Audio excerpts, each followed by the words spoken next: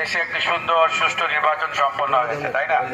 তো এই নির্বাচন তখনই অর্থবহ হবে যে আগামী 5 বছর বাংলাদেশ জাতীয়তাবাদী দলের নেতা কর্মী তৃণমূল পর্যায় থেকে শুরু করে আমরা যদি আমাদের দলের ভাবমূর্তি ক্ষুণ্ণ না করি। আপনারা বুঝতে পারছেন, বিগত আওয়ামী লীগ সরকার তাদের নেতা কর্মীর অপরিসীম দুর্নীতি, অত্যাচার এবং তাদের স্বজনপ্রীতির কারণে আমাদের দেশটা একদম ধ্বংস হয়ে গিয়েছিল। তো আমাকে বলা হয়েছে আমাদের এই অত্র পিরোজপুর 2 আসনের কাউখালী, ভান্ডার, নেশাবাদের সকল পর্যায়ে থানা, পৌর, অঙ্গ সংগঠনের নেতা কর্মীদেরকে স্পষ্টভাবে বলে দেওয়ার জন্য যে বিগত এই নির্বাচনের 12ই ফেব্রুয়ারি আগে 11ই ফেব্রুয়ারি পর্যন্ত যত কিছু হয়ে না থাকুক কেন আমাদের 5ই আগস্টের পরবর্তী আমাদের অনেক নেতা কর্মী বিভিন্ন সমস্যার কারণে তাদের দল থেকে শাস্তিমূলক ব্যবস্থা গ্রহণ করা হয়েছিল। তো যেটা যা হওয়ার হয়ে গেছে, কিন্তু 12 ফেব্রুয়ারি পরের থেকে সবকিছুর ব্যাপারে জিরো টলারেন্স। কোনোভাবে কোনো নেতা কর্মী দলের নাম ভাঙিয়ে কোন রকম সুযোগ সুবিধা নেওয়ার আপনারা চেষ্টা করবেন না।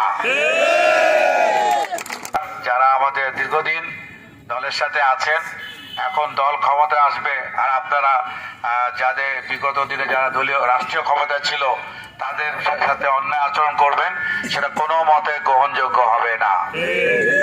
একইভাবে এখানে আমাদের এই কাউখালী, ভান্ডারিয়া, নেশামাতে বিভিন্ন নেতা যারা একসময় বিএনপি বলে পরিচয় দিত, তারা এই কাউখালী, ভান্ডারিয়া, নেশাবাদের দলের সাথে বেমানি করে আমাদের দলের যে শক্ত অবস্থান সেটাকে দুর্বল করে, যার দৃষ্টান্ত এই কাউখালী, দৃষ্টান্ত ভান্ডারিয়া থানা। খুব দুঃখজনক যেটা হয়েছে, খুবই দুঃখজনক।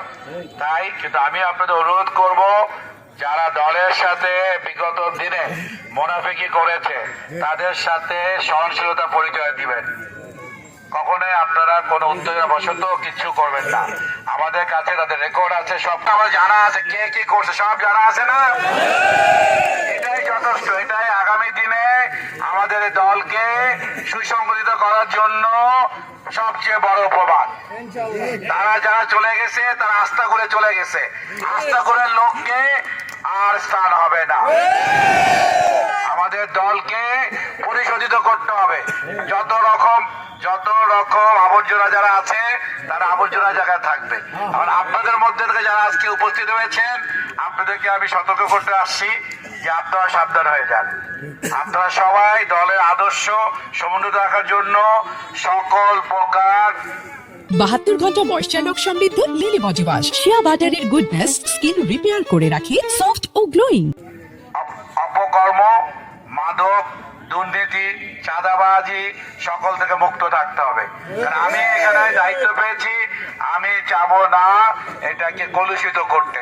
বিগত দিনের যারা জনপ্রতিনিধি ছিল তারা কি করে গেছে আমি সব চিন্তা করতে চাই না।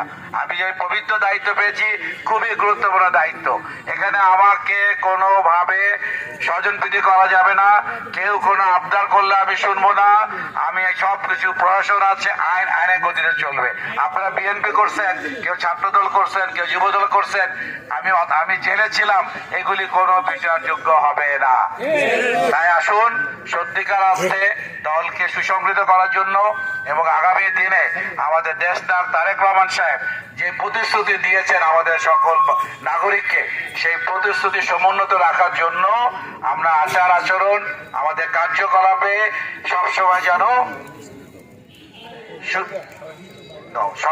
যেন আমরা মাথার মধ্যে চিন্তা রাখি যে আজকে আমার একটা খারাপ কাজ আমার এলাকার যে অভিভাবক এমপির খাতায় জমা হচ্ছে, আপনার খাতায় হচ্ছে না, এটা মনে রাখবেন। হ্যাঁ, আমার বাবার রাজনৈতিক জীবন, আমার জীবনে আমি এই পর্যন্ত কোনোভাবে কোনো কিছু, আপনারা জানেন আমি ন্যায়ের পথে ছিলাম, সামনে আমি ন্যায়ের পথে থাকার জন্য যত কঠিন হওয়া দরকার আমি তাই হব।